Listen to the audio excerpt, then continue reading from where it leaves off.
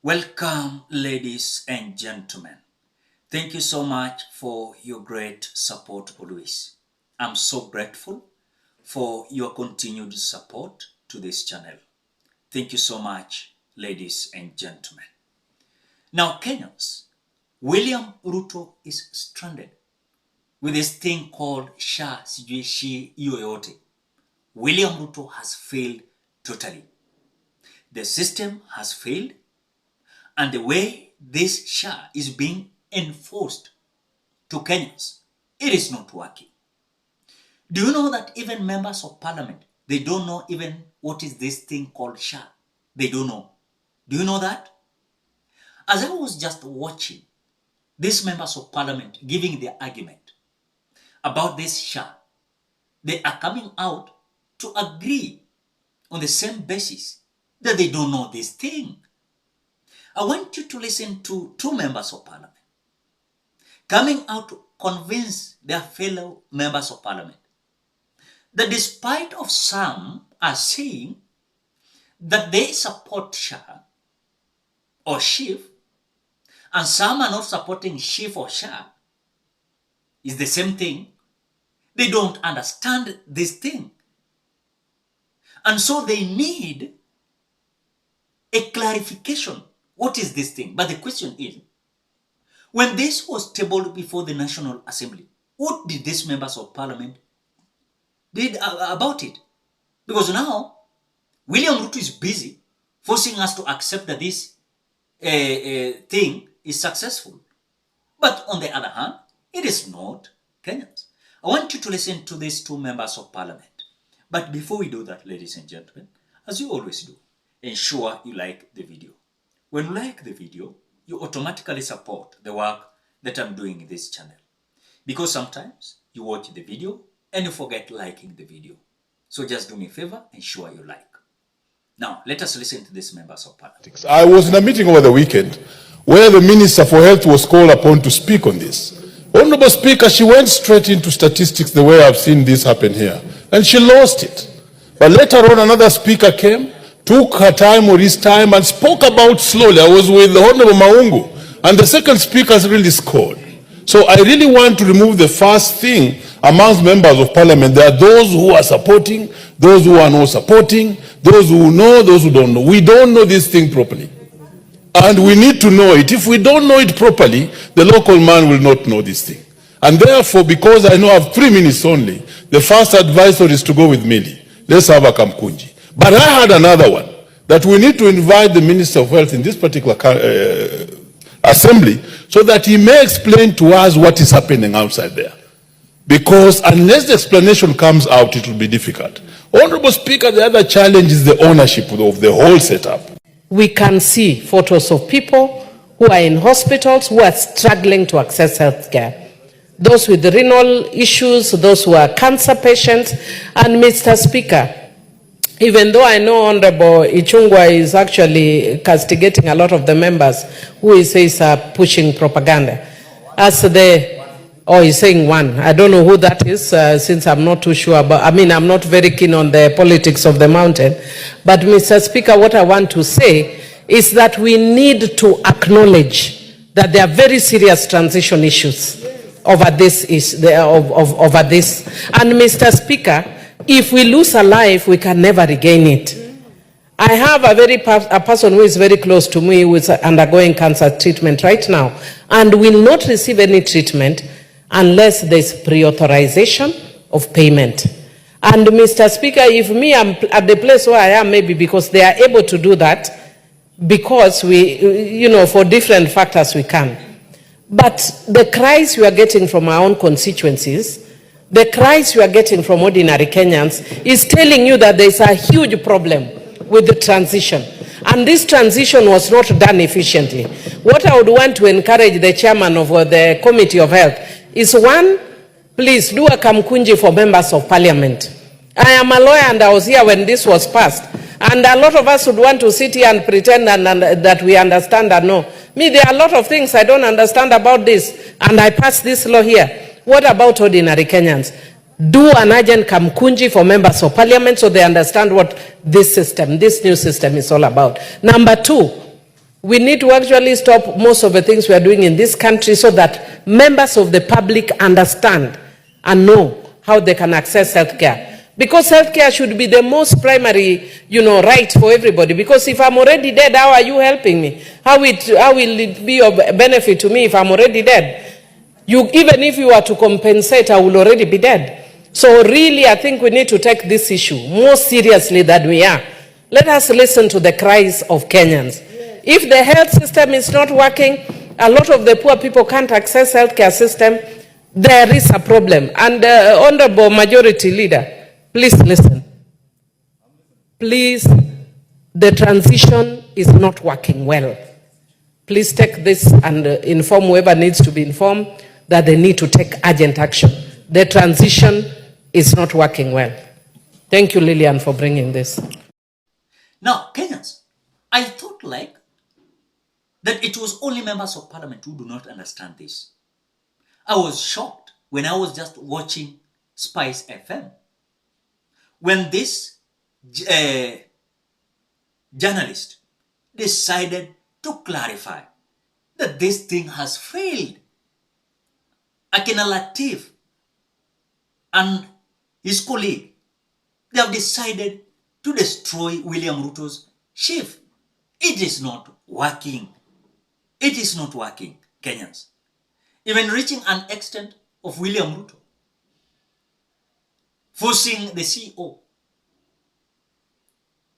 on a leave. It is showing that a system that has failed. But Kenyans, they are forcing us, telling us that this Sijisha is successful. The same thing Nini Nyoro said. It is not his duty to come out and convince Kenyans that the economy is good. It is Kenyans who should come out to say that this SHA is good. But William Ruto has come with a mandate to convince Kenyans that this thing is good, but it's not working on the ground. It is us who are feeling this. I want you to listen to the Spice FM. Then we continue. This SHA thing. Let me give you one more example, if I may. Please. The currency of the Republic was the changed. 1,000 bob note. 1,000 bob note was changed. Yeah. The head of the central bank himself was involved in advertising campaigns. Come and change your money, because after said date, we will not be accepting this money anymore. Change your money today, bring it and get new money, do it. Everybody knew what was going on. Until I remember very clearly, there was one guy after the fact who said, I still have some money, and people were even shouting at him saying, where you were told that this thing was going to change. Where were you? So in the light of all of that, it is possible for a nation to get on something and to educate and inform its people about what is happening and how a transition will occur. Now, for something as sensitive, as delicate, as critical as healthcare, you mean to tell me that it is not possible to share with the citizens of the nation how you're going to transition from one system that was working to another, which is a little bit more complicated in terms of what is going to happen, but it is to people's benefit. You cannot communicate how it's going to be done. You cannot fix the nuts and bolts. Bungled it properly. Then they're telling us it's teething problems. Come on, the baby has not even been born. The baby is stuck in the birth canal. There's not teething problems. This thing was bungled. Come on. Because if we look at the history of our country, every time there's a heist, you will find all manner of confusion. I mean, things that defy very basic logic. And you're asking, but this thing isn't that complicated. Come on. Why is it appearing to be complicated? Well, because it is being made to be complicated. Just like this thing. We've had NHIF for decades. We know how this thing works. People who understand these things, it's not just NHIF. Believe me, there are people in this country who understand this, and it's not one or two people, many. For this amount of muddying to be the subject of our conversation day in, day out, it was planned to be this way. It was planned, it was deliberate for this mess to happen. I think there may be some quarters that planned. I think one of the big problems that this thing has had is there are too many leaders, too many cooks in the kitchen around it. So there are cooks who are working off State House. There are cooks who are working from NHIF offices. There are cooks who are working from the Ministry of Health, Afia House. There are cooks who are working elsewhere from the entrepreneurship offices in various offices in the country, right? All those cooks, each of them is cooking this thing. You cannot have very many centers of power operating on such a thing and expect it to work. No. Look at COVID. President Uhuru, with all his failings, got one thing right with COVID. Knack. He said, let's establish one central command, the National Emergency Response Committee. It shall be headed by one person, the minister in charge of health. Any communication on COVID shall come from here. And when it doesn't come from here, he escalates it to my office. It is either Mutahi Kagwe or Uhuru Kenyatta who was communicating on COVID. When there is interior matters to be done, it is Mutahi Kagwe who says, now I am asking the interior minister to give us an update of what's happening. When it is education, Mutahi Kagwe says it is Mutahi Kagwe's press conference that was being attended by the Minister for Education, the Minister for Interior, all the others, but it was Mutahi Kagwe's ship. When matters were beyond Mutahi Kagwe, he said, this one is a president. And the president would come and say, all right, I have been told that this and this and the other. I am deferring this to science experts. And they're here. And a committee was formed. And if those experts tell me that we are good to open the country, then we will reopen the country. Until then, hold on. So it was very clear. Now here we have Minister Nahumicha. We have chairman of what? We had chairman of NHIF talking. We had chairman of the new SHA talking. We have people coming from State House, advisors talking. With so many people. Then we still have the ministry talking. Yeah, Nahumicha was talking. Yeah. And now we have Baraza talking. Baraza talking, PS talking. I don't know who talking.